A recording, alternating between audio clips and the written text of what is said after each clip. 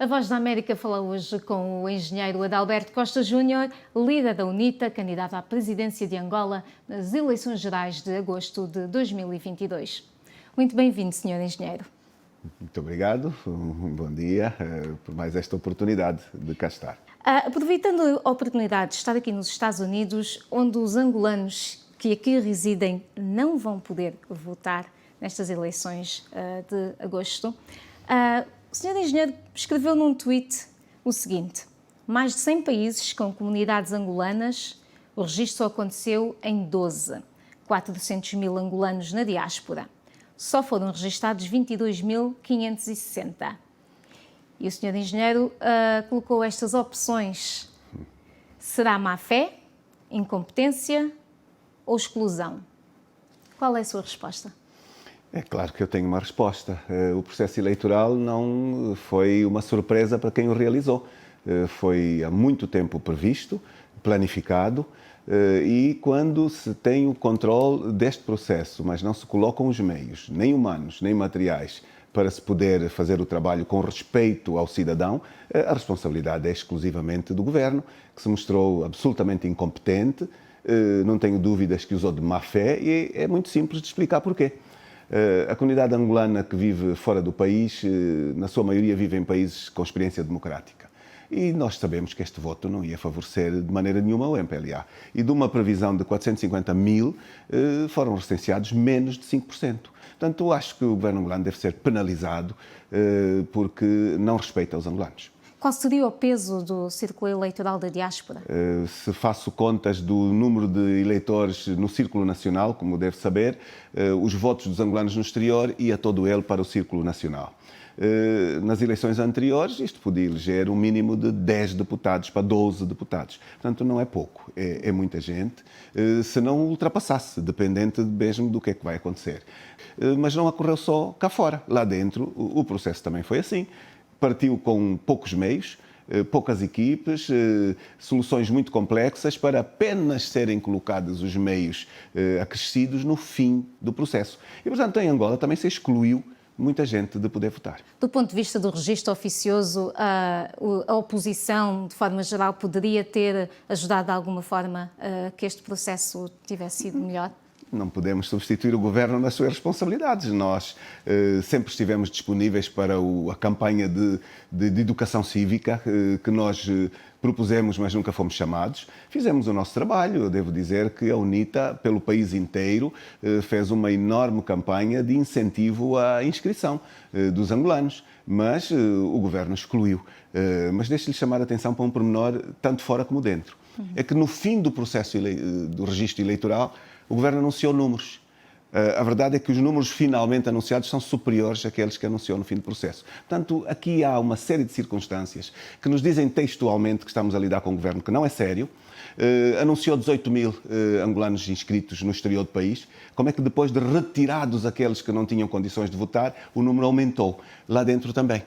O governo anunciou 14 milhões, com a necessidade de expurgar os mortos, que são muitos. Aquilo que nós sabemos é que são 100 mil por ano. E eu tenho a informação que desde 1996 não se expurgam os mortos do processo. Portanto, são superiores a 2 milhões e meio de mortos que fazem parte do registro. Leva isso a tribunal? Pois, este é que é o grande problema, porque estas informações são-nos dadas por dirigentes do MPLA. O próprio ministro declarou o número no fim do registro e, se levar apenas como referência, desde as últimas eleições para hoje, são 5 anos sem atualização. São 500 mil mortos em média que deviam sair. O número aumentou também, em vez de reduzir. É o momento de cada pessoa assumir que o futuro depende de si próprio, de ir votar, primeiro de ir aos BOAPs, que ainda estão abertos, e verificar o seu nome.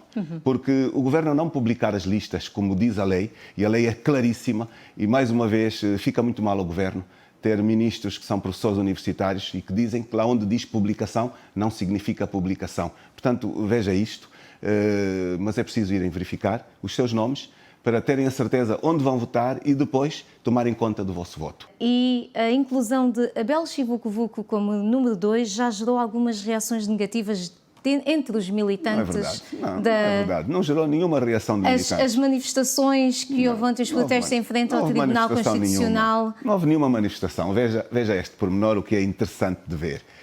A lei em Angola proíbe manifestações em frente e na proximidade dos órgãos. Mas aquelas manifestações que são autorizadas, já se diz quem é que as organizou. Foi o MPLA. E, portanto, não se tratam de militantes da UNITA. Esta é uma realidade de Angola. São os gabinetes de ação psicológica, da presidência, enfim, porque estavam mesmo à frente, a 30 metros de uma instituição. Portanto, é uma absoluta ilegalidade.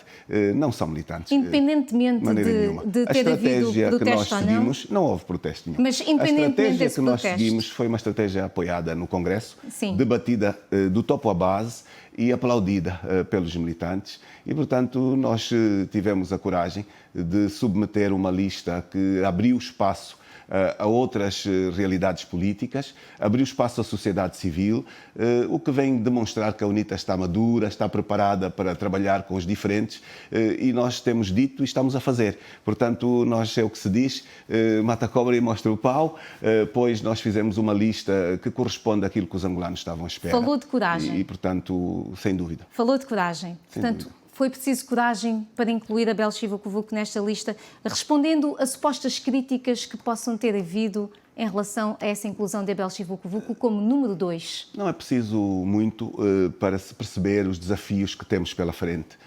A opção de dialogar com outros partidos.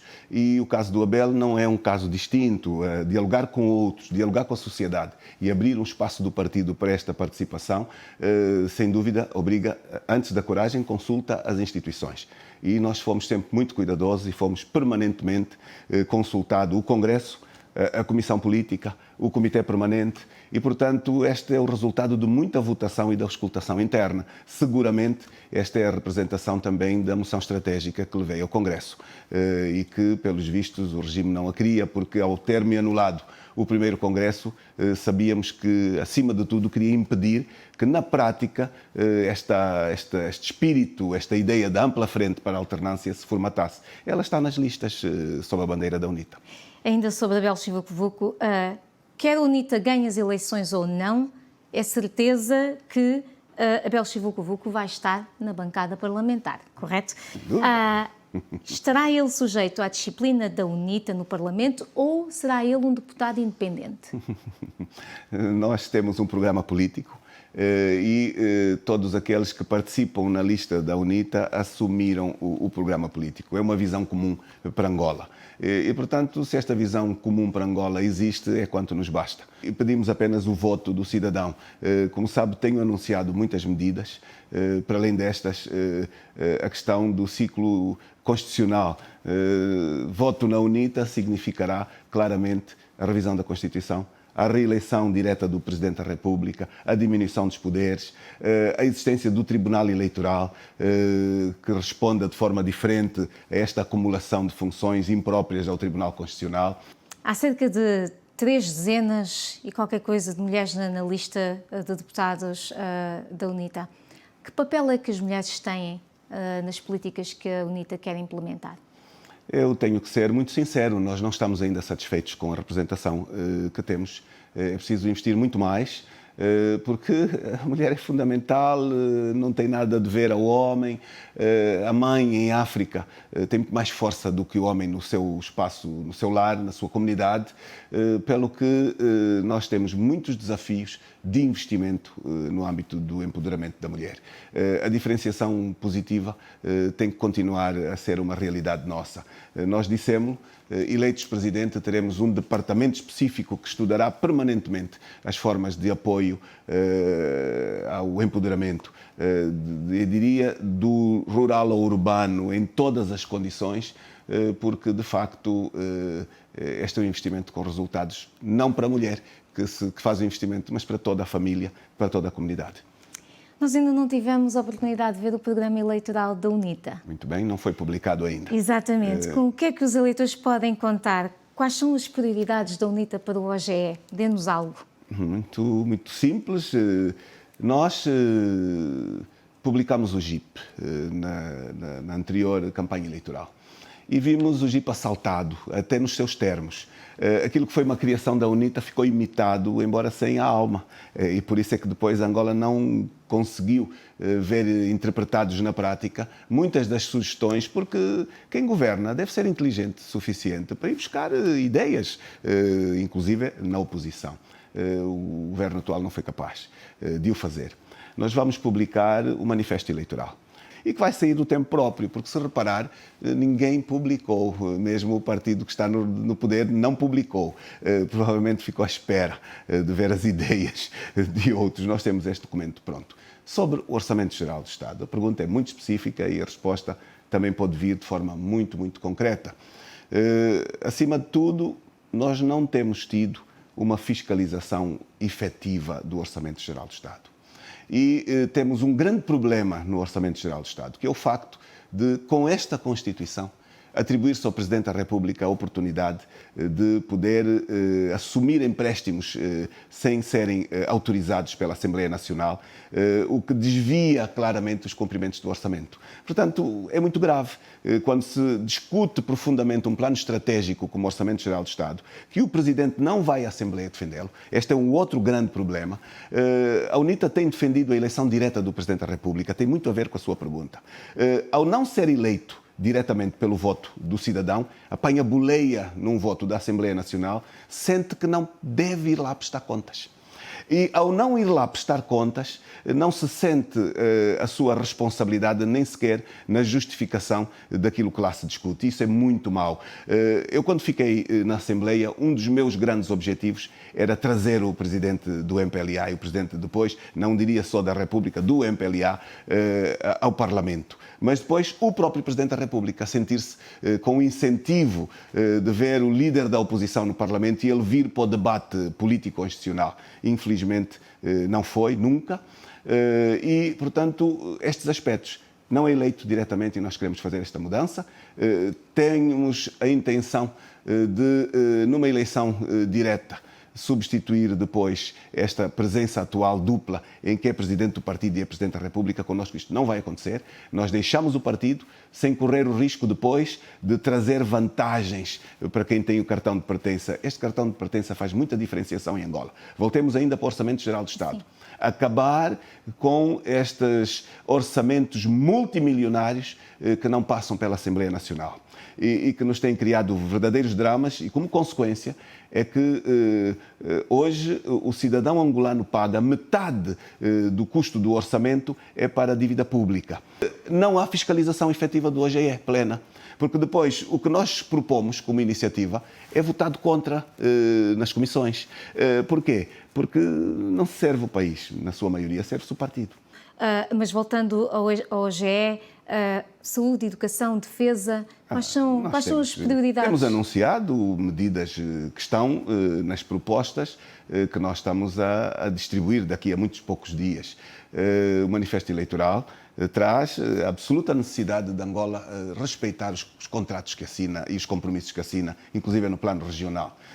A SADC definiu 20% para a educação, 15% para a saúde. Nós estamos a menos de metade, mas é uma distância enorme. É importante que nós não estendamos demasiado o prazo, que nos leve dos orçamentos atuais aos objetivos de desenvolvimento estratégico que a região acordou e que Angola assina, mas não cumpre. Senhor Engenheiro, nessa nota, nós temos assistido em alguns países de África e da América Latina, apoiados em sistemas governativos com longa presença autoritária, a alternância tem sido de pessoas e não de sistemas. Não é? Sendo governo, como é que vai desmantelar um aparelho de Estado partidário sem que seja apenas uma troca de cores no aparelho de Estado? Nós, há uns anos a esta parte, que temos estado a sentar um pouco por todo o país e a conversar com toda a gente. Acima de tudo, para desmontar esse fantasma de que a UNITA, quando ganhar, vai substituir toda a gente. Um grande erro.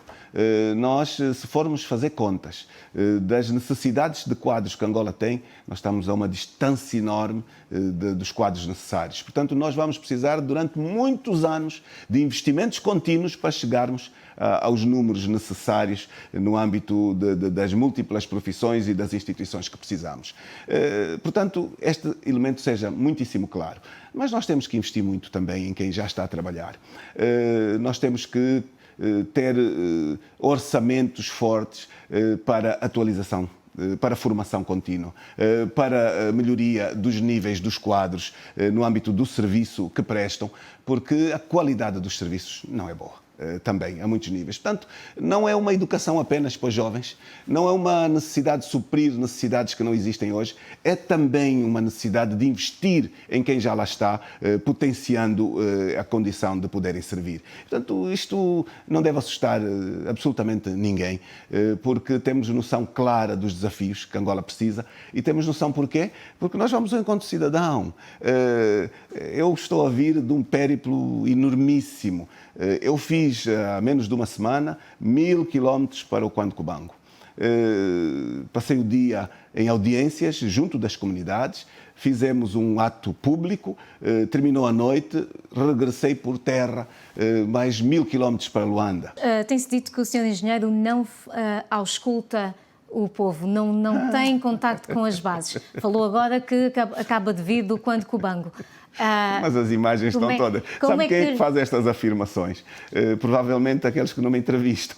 Eu em Angola não sou entrevistado, eu tenho um boicote por parte do regime que tem os direitos todos dos seus comícios, desrespeita a Constituição, desrespeita a lei dos partidos políticos, desrespeita a lei de imprensa, desrespeita a lei eleitoral, procura vantagens embaixo da mesa.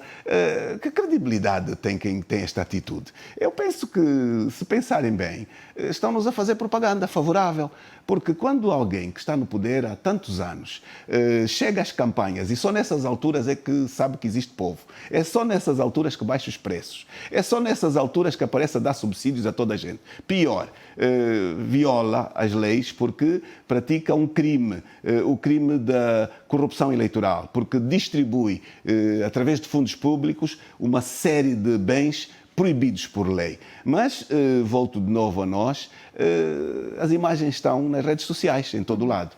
Porque são as redes sociais hoje que nos permitem chegar ao cidadão, porque nós temos uma ordem, diria assim, embora se negue, mas temos isto, nós temos programas nas televisões, que em vez de nos facultar acesso, são programas para desmontar a nossa mensagem.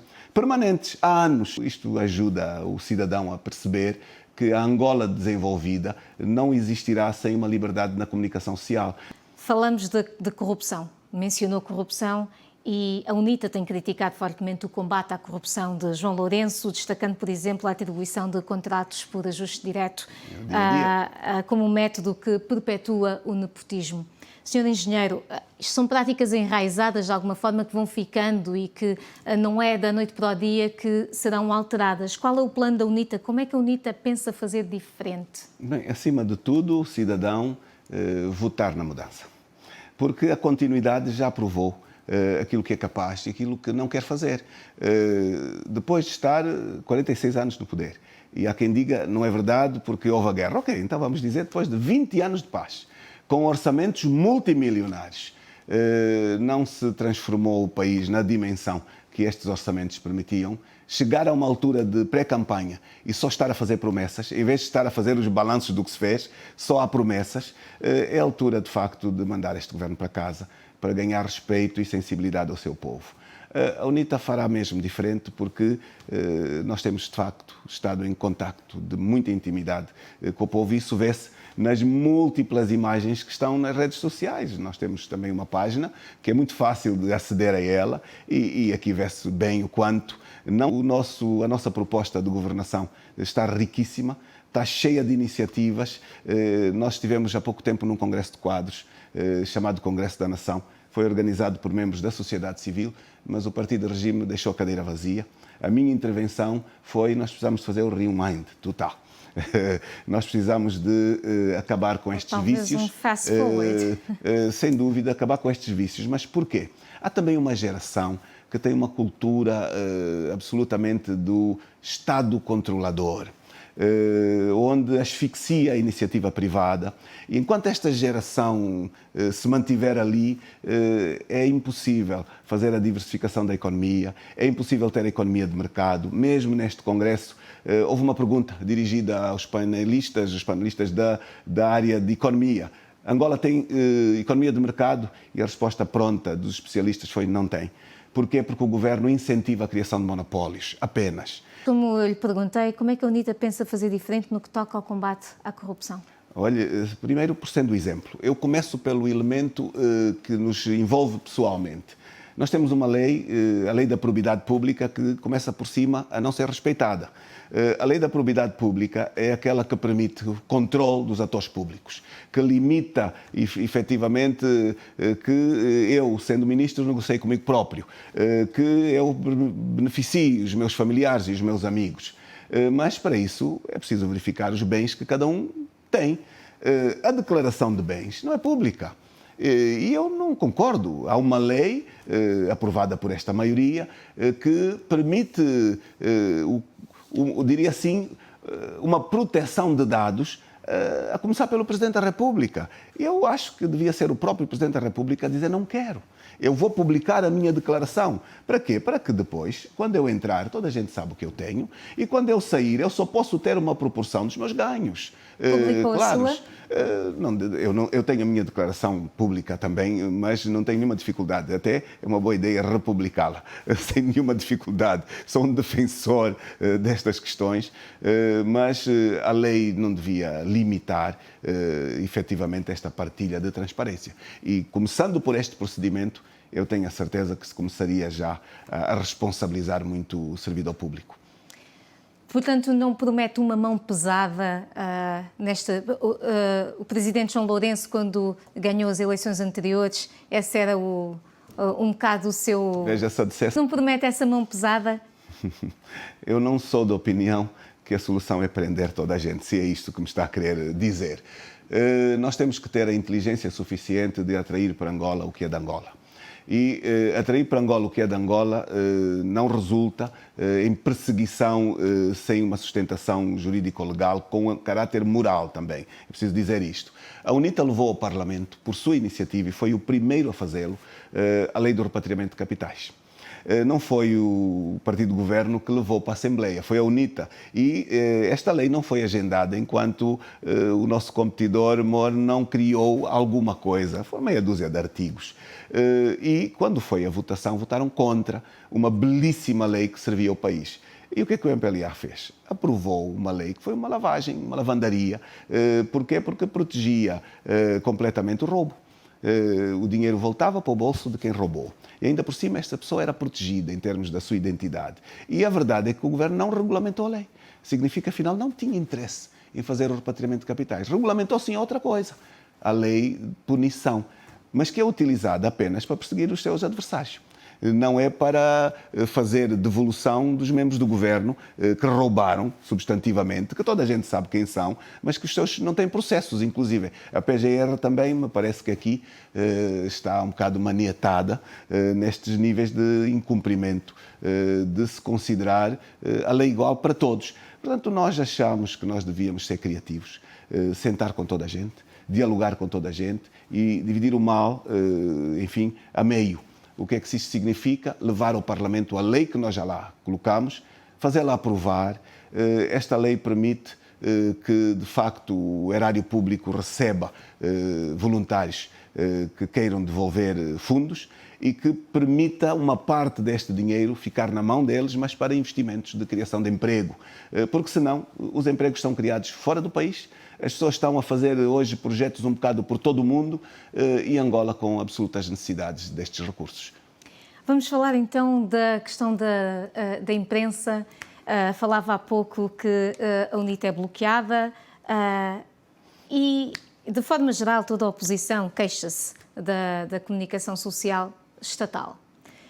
Como é que se pode esperar uma mudança de cobertura editorial que não seja de submissão ao Estado? Muita gente hoje que começa também a responsabilizar alguns jornalistas. no âmbito da autocensura que se impõe. Indiscutivelmente, os conselhos de administração têm responsabilidades substantivas. Hoje não é só o Sr. Ministro. Os conselhos de administração das TPAs, da ZIMBO, atuam em absoluta violação da lei e são chefiados e liderados por pessoas com maturidade, com formação. É absolutamente escandaloso e inaceitável o mau trabalho que prestam ao país. Eu dou-lhe só um pequenino exemplo. O que é que aconteceu, por exemplo, em Cabinda? Eu fiz o comício de Cabinda no mesmo dia em que o MPLA fez o comício no Mexico. O comício do Mexico foi transmitido em direto, todo ele, e eu nem quero acreditar como é que é possível o Sr. Presidente da República sentir-se bem, apanhar uma boleia negada aos outros. Quer dizer, o papel que me parece de um Presidente da República é de um garante que se sai do seu nível partidário e representa efetivamente o respeito à lei e o interesse de todos, pois não é isto que está a acontecer em Angola. De tal forma que elogia, inclusive, este privilégio que lhe é dirigido. Isto é gravíssimo. Então o que é que se passou à noite? Estava, inclusive, num sítio com muita gente e apareceu a minha imagem de comício. E as pessoas todas ficaram admiradas porque não é comum aparecer na televisão pública a minha imagem. Então puseram som, mas eu estava a falar sem a minha voz estar a ser ouvida. Portanto, ficaram todos decepcionados. Estava a ser interpretado pelo jornalista do estúdio, que estava a dizer que todo o meu discurso era um elogio à governação. Portanto, veja a manipulação. E tão logo terminou esta imagem, surgiu um espaço do comício.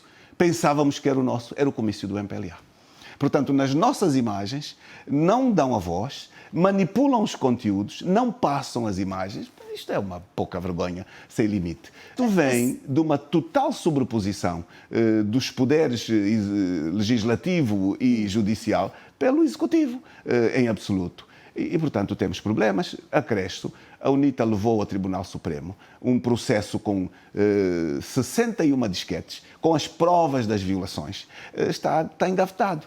Portanto, uma cambada de gente incompetente e, efetivamente, a demonstrar um mau serviço público que nós precisamos, efetivamente, de virar o paradigma. Sobre Cabinda, o senhor engenheiro disse no mapa da democracia, Cabinda com autonomia. O que é que significa essa autonomia?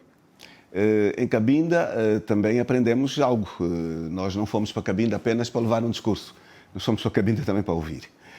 E, acima de tudo, uma surpresa. Hoje em Cabinda, quem luta pela independência não são os mais velhos, na sua maioria. São jovens, são muitas mulheres, jovens mães, com posições de um radicalismo extremo. Motivo, a forma como vivem. Uma extrema pobreza. Como é que é possível poder-se explicar que um território tão rico como Cabinda tenha nas suas populações condições impróprias de dignidade de vida? É claro que tudo isto alimenta o espírito independentista. Nós aprendemos que para procurar uma solução é preciso dialogar com todos. E é em base ao diálogo construtivo e abrangente que nós pensamos encontrar as soluções desta proposta e do modelo que anunciamos. Está aqui nos Estados Unidos. Qual é a importância destes périplos internacionais para a UNITA? É grande, não é só para a UNITA, eu diria para todo o mundo. O mundo é um mundo global. Hoje ninguém vive de forma isolada em nenhum local. E no caso de Angola é muito engraçado. Quando o partido de governo tem as suas ações externas, pode tê-las. Quando a UNITA tem, já não pode. Veja estas coisas. Portanto, isto demonstra também uma enorme sensibilidade aos atos que nós fazemos. Nós temos estado, de facto, a falar com toda a gente. Por múltiplas razões. Nós vamos ter poder e nós precisamos de criar confiança aos parceiros internacionais, em garantir uma transição com estabilidade, em garantir a continuidade do Estado, em partilhar a nossa visão de uma Angola desenvolvida, uma Angola moderna, uma Angola verdadeiramente democrática, uma Angola que não nos assusta nada a fazermos a reforma do Estado, a despartidarização das instituições, tudo aquilo que o MPLA nunca foi capaz de fazer, em realizar as eleições locais. E, portanto, são sempre movimentos de muita utilidade, embora tenhamos um acento nesta atualidade relativa à necessidade de termos um processo eleitoral transparente, verdadeiramente democrático e com fiscalização internacional. É natural que os Estados Unidos sejam um referente de extraordinária importância, porque são uma potência no mundo, um país com que Angola tem relações bastante próximas e, portanto, nós temos estado com uma calendarização intensa de diálogos com todas as instituições e penso que quando voltarmos daqui, vamos com um sentido de missão cumprida. Sr. Engenheiro, qual é o seu estado de espírito para as eleições de agosto deste ano? Nós vamos ganhar as eleições. Em democracia, seguramente. Nós estamos a enfrentar um ambiente não democrático, é um facto. Mas, para qualquer analista, mesmo com este ambiente não democrático, nota-se que o regime está muito nervoso. E, portanto, nós devemos organizar-nos, devemos continuar a incentivar o cidadão para que seja ele próprio um ator da mudança, para que ele próprio sinta que pode ser um influenciador do seu próprio futuro, e se esta mensagem chegar a uma maioria absoluta dos angolanos, seguramente nós temos condições de ter um paradigma de um país melhor para todos. Muito obrigada mais uma vez. Obrigado nós. A partir dos estúdios da Voz da América em Washington, D.C., foi a entrevista com o engenheiro Adalberto Costa Júnior.